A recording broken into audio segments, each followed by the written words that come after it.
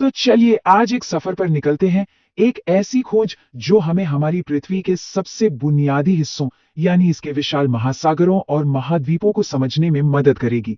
जरा सोचिए, जब पहली बार इंसानों ने अंतरिक्ष से अपनी धरती को देखा, तो उन्हें कुछ ऐसा नजारा दिखा।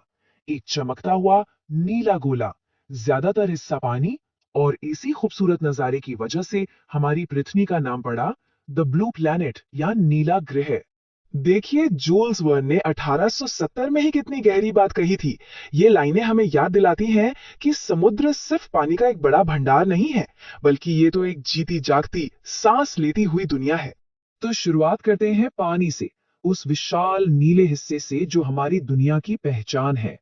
75%, जी हाँ, हमारी पृथ्वी के लगभग 3/4 सतह पानी से ढकी हुई है, और यही पानी है जो हमारे मौसम और क्लाइमेट को कंट्रोल करता है।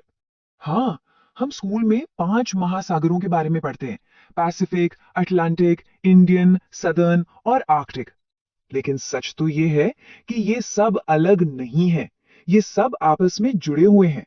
मतलब ये एक ही बहुत बड़ा ग्लोबल ओशन है, जिसमें पानी आजादी से हर जगह बहता है, और इस एक महासागर के अंदर एक पूरी की पूरी दुनिया बसती है।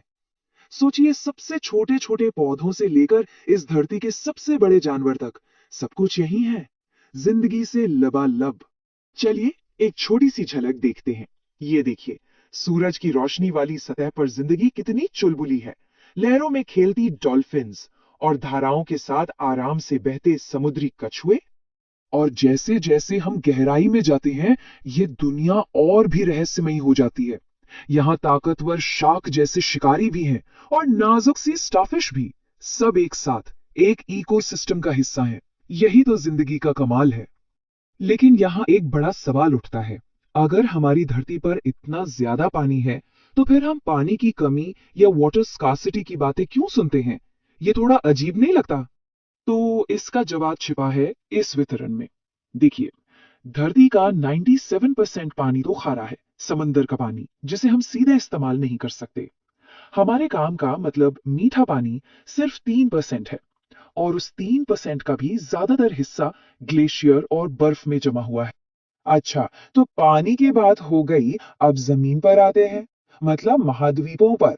और यहां भी कहानी उतनी सीधी साधी नहीं है जितनी लगती है। कॉन्टिनेंट या महाद्वीप का मतलब क्या है?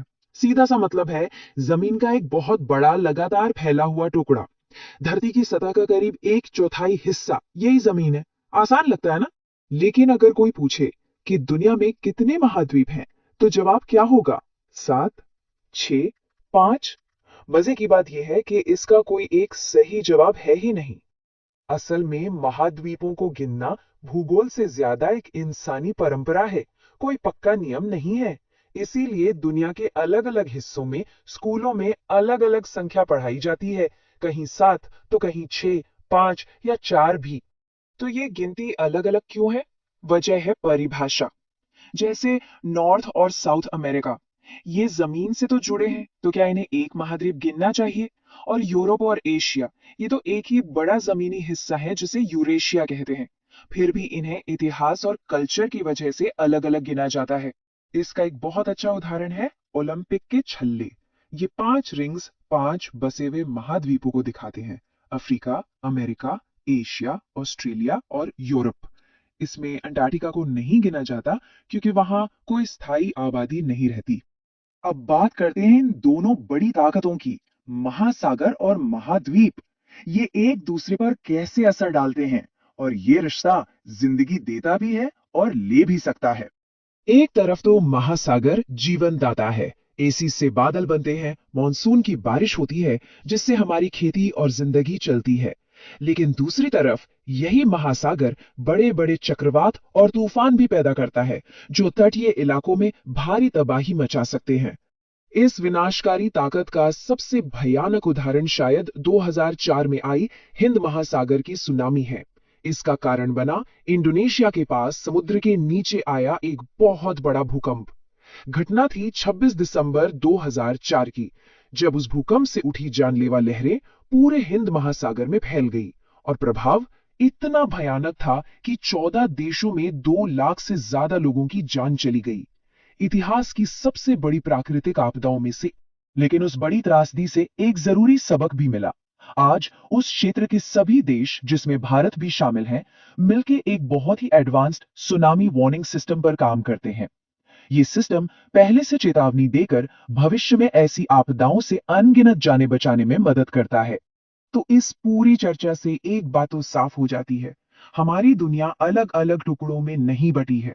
इन नक्शों को देखिए, चाहे आप नॉर्थ पोल से देखें या साउथ पोल से, आपको एक ही चीज दिखेगी कि सारी जमीन और सारा पानी आपस में गहराई से जुड़े हुए हैं। ये जो सीमाएं हैं, ये तो हमने इंसानों ने बनाई हैं। कुदरत के लिए तो ये सब एक ही सिस्टम है। और यहीं पर हमारे लिए एक बड़ा सवाल खड़ा होता है। अगर हमारी पृथ्वी वाकई में एक जुड़ा हुआ सिस्टम है, तो इसका मतलब यह हुआ कि दुनिया के एक कोने में किया गया काम दूसरे कोने पर असर जरूर डालेगा। तो फिर सवाल यह है कि इस नाजुक संतुलन को बनाए रखने के लिए हम सब मिलकर क्या कर सकते हैं?